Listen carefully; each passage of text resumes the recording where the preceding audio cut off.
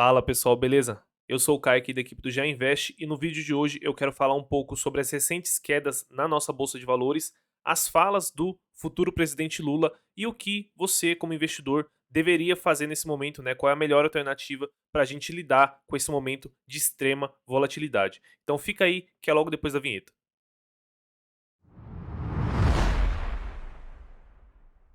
Antes de começar o vídeo, pessoal, se você for novo por aqui, não esquece de se inscrever no canal para você não perder nenhum dos nossos próximos conteúdos e também deixa o like nesse vídeo para ajudar a gente a chegar a mais investidores que vão se beneficiar desse tipo de informação, beleza? Então, partindo direto aqui para a tela do meu computador para ficar mais fácil aqui, para deixar mais didático para vocês, recentemente, né, nessa semana, o Lula tem falado aí algumas coisas que tem desanimado um pouco o mercado, tem deixado o mercado com uma pulga aí atrás da orelha, né? Acendeu um alerta vermelho aí. Vamos tentar entender o porquê. Então, separei aqui algumas das falas que ele tem lançado aí na mídia, nas redes sociais, em algumas entrevistas. Falas que dão a entender que ele não pretende respeitar tanto o teto de gastos, né? Considerando que alguns tipos de despesas do governo, como despesas em educação, despesas em alimentação, né? Combate à fome, tem que ficar fora do teto de gastos. Ou seja, um indício aí de que talvez no próximo governo dele ele pretende buscar formas de furar o teto de gastos de uma forma que seja ali em alinhamento com o Congresso, porque sem o Congresso ele não conseguiria fazer isso, mas isso já deixa aí um alerta para o mercado de que talvez não será um governo que terá responsabilidade fiscal, né? Inclusive ele vem batendo muito nessa tecla de que responsabilidade fiscal não faz bem para o Brasil. Além disso, ele tem falado bastante contra aí o mercado, né? Criticado bastante o mercado recentemente, que a gente não tem que servir o mercado. Apoiadores deles aí do governo, ali como a Gleisi Hoffmann e o Jean Willis, também batendo bastante no mercado, e isso tem também espantado um pouco os investidores nacionais, investidores internacionais, principalmente, né, os estrangeiros, que talvez esperassem uma postura diferente do Lula no governo dele. Então isso parece que acendeu ali um sinal vermelho na cabeça dos investidores, né? A gente sabe que o Brasil passou por um período de irresponsabilidade fiscal altíssima, né? Principalmente ali entre 2012 e 2016, mais ou menos, onde a gente estava com uma alta dívida sobre o PIB, a gente estava com vários programas de governo deficitário, com déficit fiscal, ou seja, o governo gastava muito mais do que ele conseguia arrecadar. E isso daí aumenta muito o risco do Brasil, né, aumenta muito o risco do país e afasta investimento. Então, o estrangeiro, na hora de investir, né, em países emergentes, ele vai procurar com base no risco. E aqueles países que têm um menor risco recebem investimento. Isso ajuda a gerar emprego, isso ajuda a aumentar a arrecadação, isso ajuda a diminuir a relação dívida-PIB e ajuda também a controlar ali o dólar, né? Porque é mais dólar entrando no país. Se você tem um efeito contrário, a tendência é que a gente tenha um impacto no dólar, né, que tende a subir, né, com os investidores tirando os investimentos daqui por essa percepção maior de risco, e esse dólar aumentando, a gente sabe que aumenta a inflação, aí a crise começa a apertar um pouco, o emprego já não fica mais tão forte, porque aquelas empresas começam a tirar investimentos aqui do Brasil e cortar ali as suas vagas de emprego. Então, realmente, a responsabilidade fiscal deve ser respeitada para que o país, né, um país, principalmente um país emergente, consiga crescer de forma sustentável. E aparentemente o Lula ele não se importa tanto com essa pauta, tá? E qual foi a reação do mercado a essas frases, tá? A gente viu uma queda muito forte na data de ontem, né?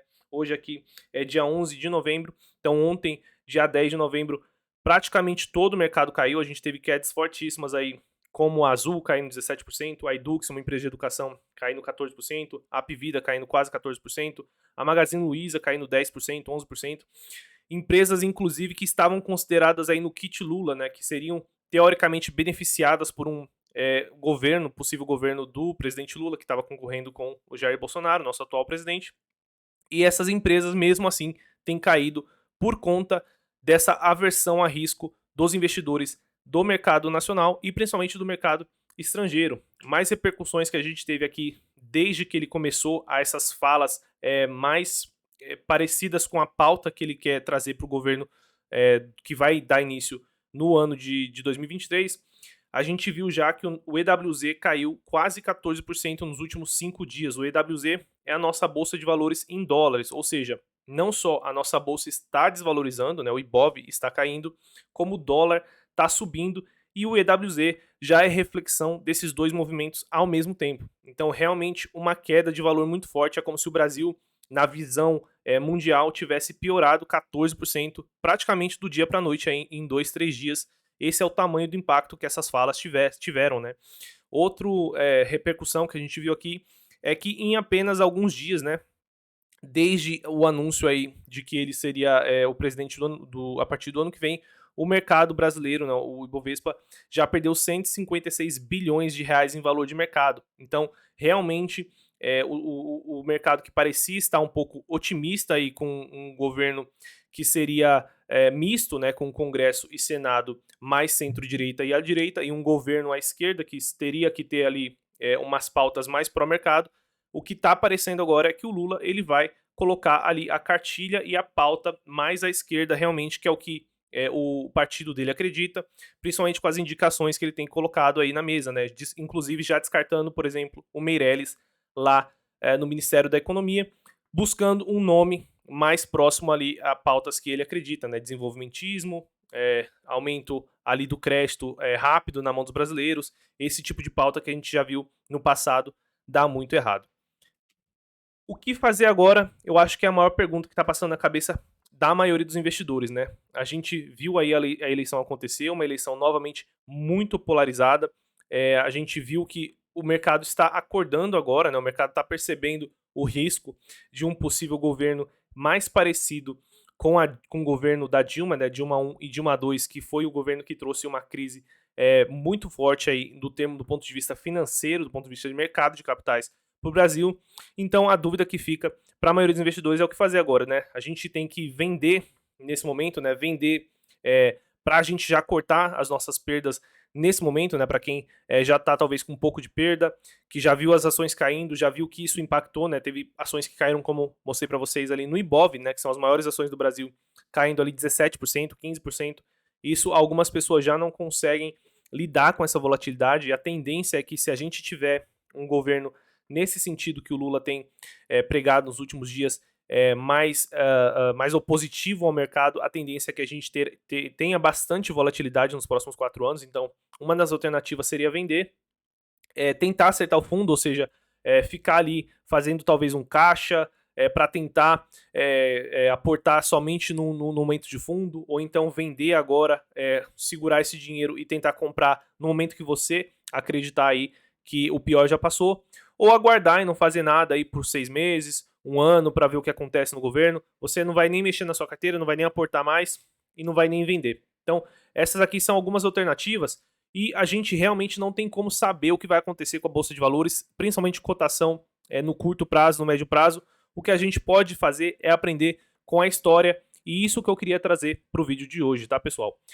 Então, falando da questão de impacto de governo, de programas de governo, de presidentes na Bolsa de Valores, eu trouxe aqui o S&P 500, né, desde os anos 1926 até 2019, não encontrei até 2022, talvez porque o presidente atual ainda não encerrou o mandato dele, mas o que eu queria apontar aqui para vocês é que, independente do presidente, e lá nos Estados Unidos é basicamente 2 partidos que têm trocado poder historicamente, né, que são os republicanos mais à direita, né, e a gente tem os democratas mais à esquerda. O que eu queria mostrar aqui para vocês é que, independente do partido que está ali no comando dos Estados Unidos, a Bolsa de Valores só tem uma direção, sempre foi para cima, tá? Então, independente aqui dos projetos, né, os governantes dos democratas tendem a gastar um pouco mais, dos republicanos entram em seguida, gastam menos, né, e aí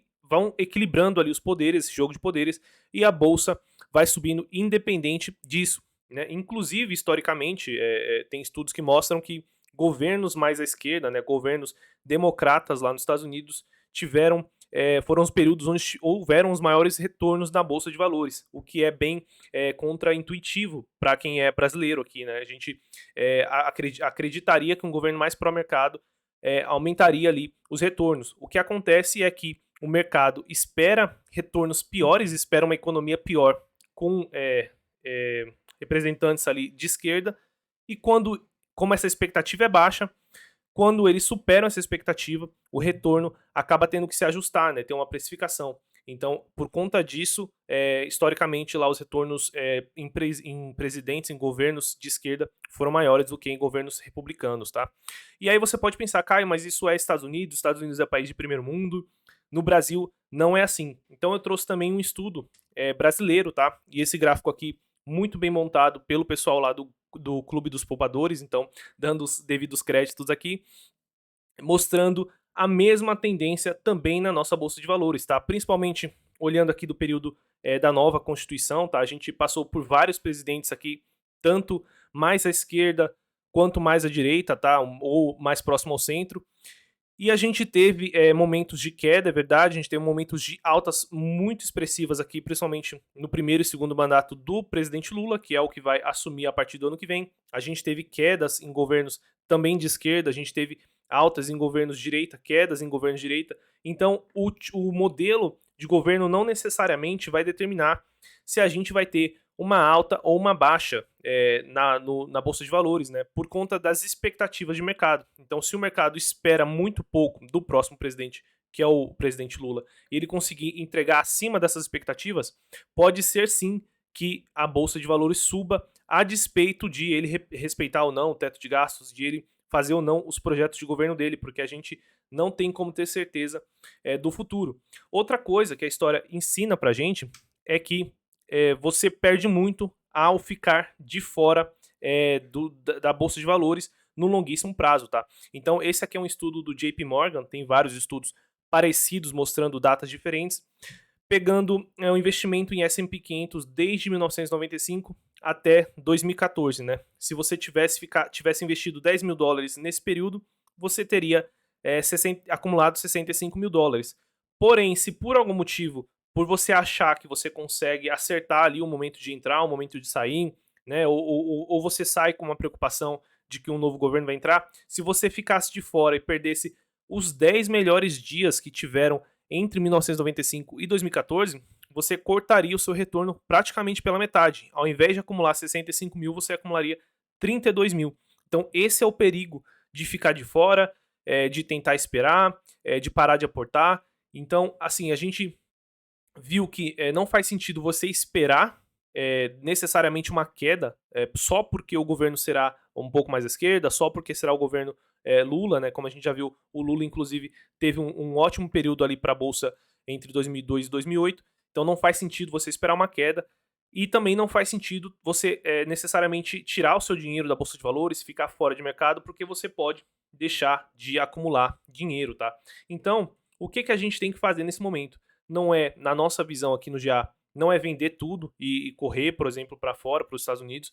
Não é tentar acertar o fundo, tá? Porque é muito difícil fazer isso. As chances são muito grandes de você perder dinheiro nesse trade. Poucas pessoas conseguem ter sucesso. Não é aguardar, né? Como a gente viu, aguardar, ficar de fora da bolsa pode machucar muito a sua rentabilidade no longo prazo. Então, na nossa visão, o que você tem que fazer é seguir a sua estratégia. O ideal é que você tenha uma estratégia prévia já desenhada, né, de um aporte, de preferência um aporte mensal, é o que a gente utiliza aqui na nossa carteira, nas carteiras simuladas que a gente tem aqui no GA Pro, para quem quiser ser Pro e conhecer as nossas carteiras, quais são as ações que a gente recomenda para esse momento, quais são as ações que a gente não está recomendando nesse momento. Você pode se tornar assinante do GA Pro, se você não consegue aí montar uma carteira sozinho, ou você quiser uma segunda opinião de algumas ações, de alguns ativos que você gostaria de ter, tanto também fundos imobiliários, né? Então, o ideal é você ter uma estratégia, né?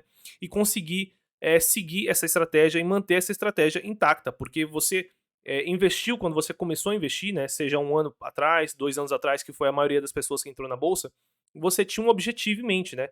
Se aposentar daqui 20, 30 anos. Lembra desse objetivo que fez com que você começasse a investir, e lembra dele agora. Ele vai mudar nos próximos 4 anos, né? Quando você começou a investir, você não sabia que ia trocar o presidente em algum momento? Então, por que agora que trocou o presidente, você quer mudar toda a sua estratégia? Não faz sentido, tá? Então, a dica que a gente dá para vocês é: mantenha a sua estratégia, Se ela for de aporte mensal, mantenha o aporte mensal. Se ela for de fazer caixa em momentos de queda de bolsa por algum motivo, essa é a sua estratégia, mantenha a sua estratégia. Se ela for de não fazer caixa, não faça caixa. Então, você não tem motivo nenhum para mudar de estratégia só porque o presidente mudou. Beleza, pessoal? Lembrando que se você quiser um apoio, se você quiser conhecer as nossas carteiras, conhecer o nosso trabalho, conhecer o nosso site, é um site que ajuda você também a organizar o seu patrimônio, né? A lançar lá e ver sua rentabilidade, ver os seus dividendos, anúncios ali e comunicados das empresas você recebe direto no seu e-mail. Tem várias funcionalidades legais lá no site do GA, além das nossas carteiras recomendadas, se você quiser uma ajuda nesse sentido. Beleza, pessoal? Por hoje é só. Se vocês gostaram do vídeo, não esqueçam de deixar um like, deixa nos comentários também o que você vai fazer com a sua carteira, você vai vender, você vai tentar acertar o fundo ou você vai seguir a sua estratégia, que é o que a gente recomenda aqui. Beleza, pessoal? Por hoje é só e até o próximo vídeo.